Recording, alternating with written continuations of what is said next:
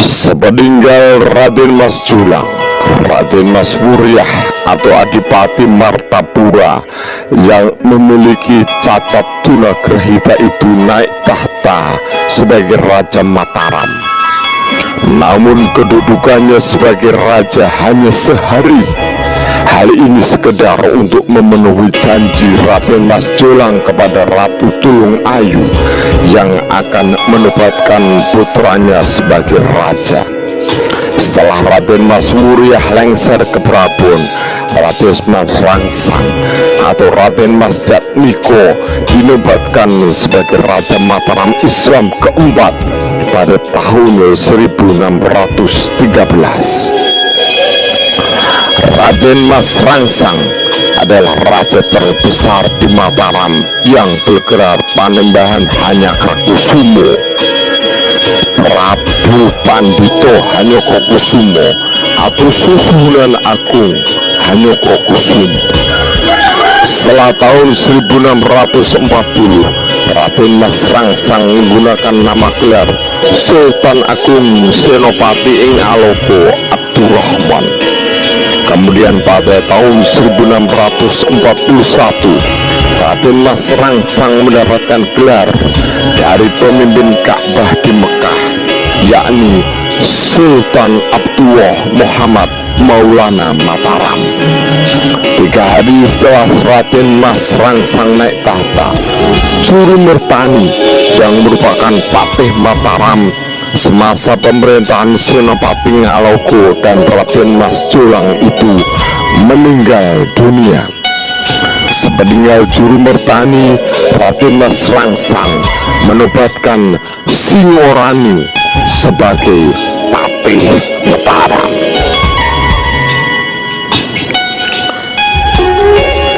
Raden Mas Rangsang merupakan putra dari Raden Mas Julang dengan Diah Banowati.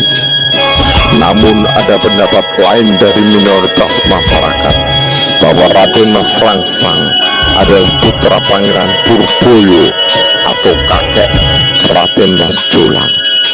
Konon pada waktu itu Pangeran Purboyo menukar bayi yang dilahirkan istrinya dengan bayi yang dilahirkan Diah Banowati atau istri Raden Mas Julang. Namun ahli sejarah saat ini masih belum bisa membuktikan kebenaran dari cerita tersebut. Sebagai Raja Mataram, Raden Mas Rangsang memiliki 2 permaisuri, yaitu Ratu Kulon yang merupakan putri dari Sultan Cirebon dan Ratu Wetan yang merupakan putri Tumenggung Uposonto dari Kadipaten Batang. Raden Mas Rangsang memiliki putra Ratu Kulon yang bernama Raden Mas Sahwawrat atau Pangeran Alit. Sementara dari Ratu Wetan, Raden Mas Rangsang mempunyai putra yang bernama Raden Mas Sayidin atau Arya Prabu Adi Mataram yang akan menjadi Raja Mataram kelima dan bergelar Sri Susunan Amangkurat Agung atau Sunan Amangkurat I. Bagi Mataram saat itu, Surabaya adalah musuh yang sulit ditaklukkan, merupakan wilayah yang sudah lama ingin dikuasai namun selalu mampu bertahan. Semasa pemerintahan Senopati Alogo dan Raden Mas Julang, Surabaya masih tegar berdiri. Berdasarkan kenyataan tersebut, Raden Mas Rangsang bermaksud menaklukkan Surabaya dan sekutunya, yakni Kabupaten Lumajang. Sultan Agung lalu memerintahkan untuk menyerbu Surabaya kepada pasukan Mataram yang dipimpin oleh Tumenggung Surontani dan Tumenggung Alap-Alap.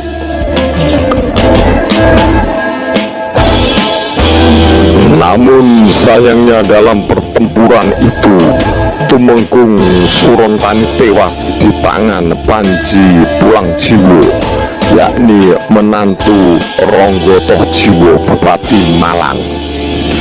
Panji Pulangjiwo tewas setelah terjebak dalam perangkap Tumenggung Alap-Alap. Peristiwa ini terjadi pada tahun 1614. Pada tahun 1615, Raden Mas Rangsang dapat menaklukkan Wirosobo, yaitu wilayah Mojoagung dan Jombang. Kemenangan Raden Mas Rangsang itu berlanjut di Lasem dan Pasuruan pada tahun 1616. Sementara pada tahun 1617, Raden Mas Rangsang atau Sultan Agung Hanyokrokusumo dapat menumpas pemberontakan Pajang. Namun Adipati Pajang dan panglimanya yang bernama Ki Tambak Bolo dapat melarikan diri ke Surabaya. Pada tahun 1620, pasukan Mataram mulai mengepung kota Surabaya secara periodik. Sungai Mas dibendung untuk menghentikan suplai air. Namun dengan strategi yang telah diterapkan tersebut, Surabaya masih tetap bertahan. Melihat kenyataan itu, Raden Mas Rangsang menerapkan strategi baru, yaitu mengirim Tumenggung Baurekso, Bupati Kendal, untuk menaklukkan Sukadana, wilayah Kalimantan sebelah barat daya.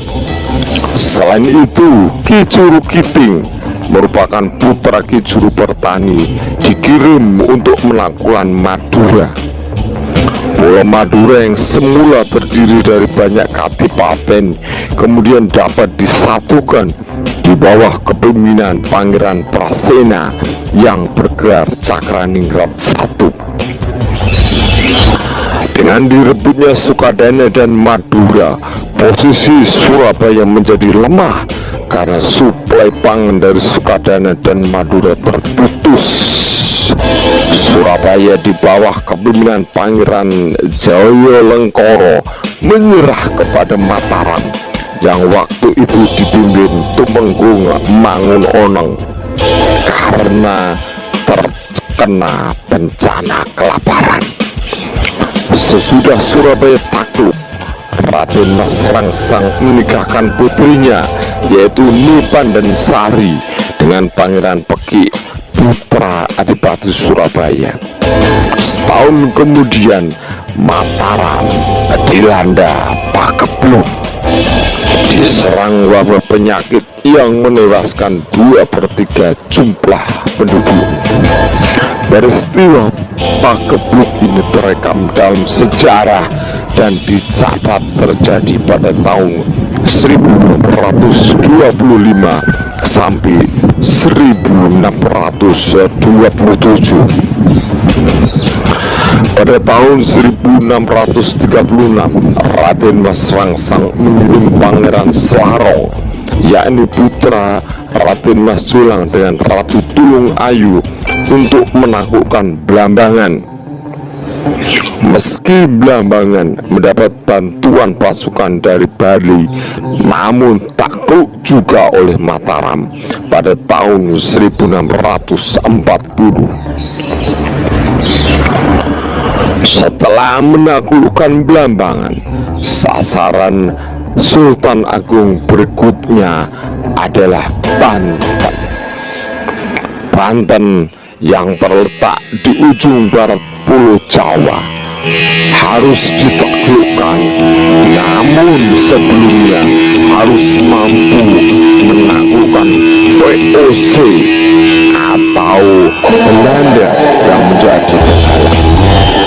Pada bulan April tahun 1628, Raden Mas Rangsang memerintahkan Kiai Ronggo, Bupati Tegal, untuk menyampaikan tawaran damai dengan VOC melalui syarat-syarat tertentu dari Mataram.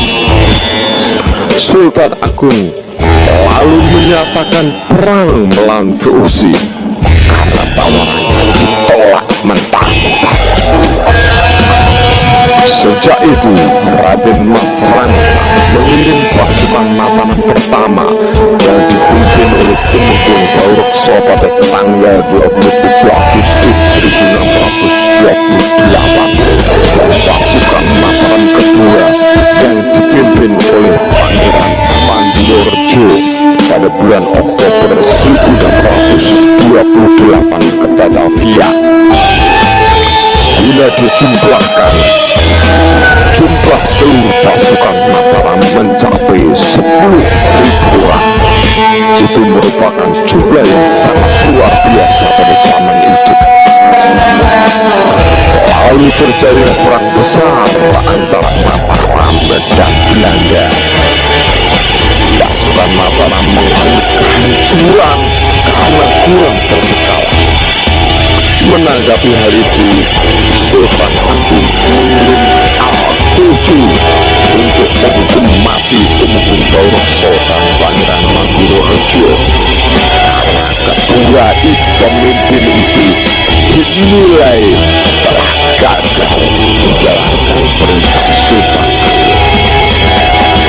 Pihak VOC sendiri menemukan 744 mayat orang Mataram tewas dan sebagian besar tanpa kepala. Kegagalan serangan pertama, Sultan Agung kembali melancarkan serangan kedua. Sultan Agung kembali mengirim pasukan Mataram pertama di bawah kepemimpinan Adipati Ukur pada bulan Mei 1629 dan pasukan Mataram kedua di bawah komando Adipati Jumina pada bulan Juni 1629. Jumlah kedua pasukan Mataram tersebut mencapai 14.000 orang. Jadi jumlah ini masih lebih banyak dari periode pertama.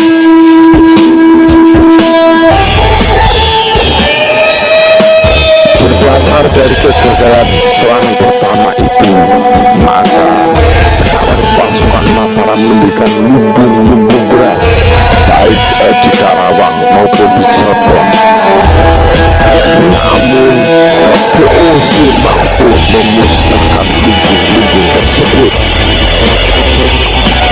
Meskipun serangan kedua terhadap VOC mengalami kegagalan, namun Sultan Agung berhasil membendung dan mengotori Sungai Ciliwung hingga menimbulkan wabah kolera.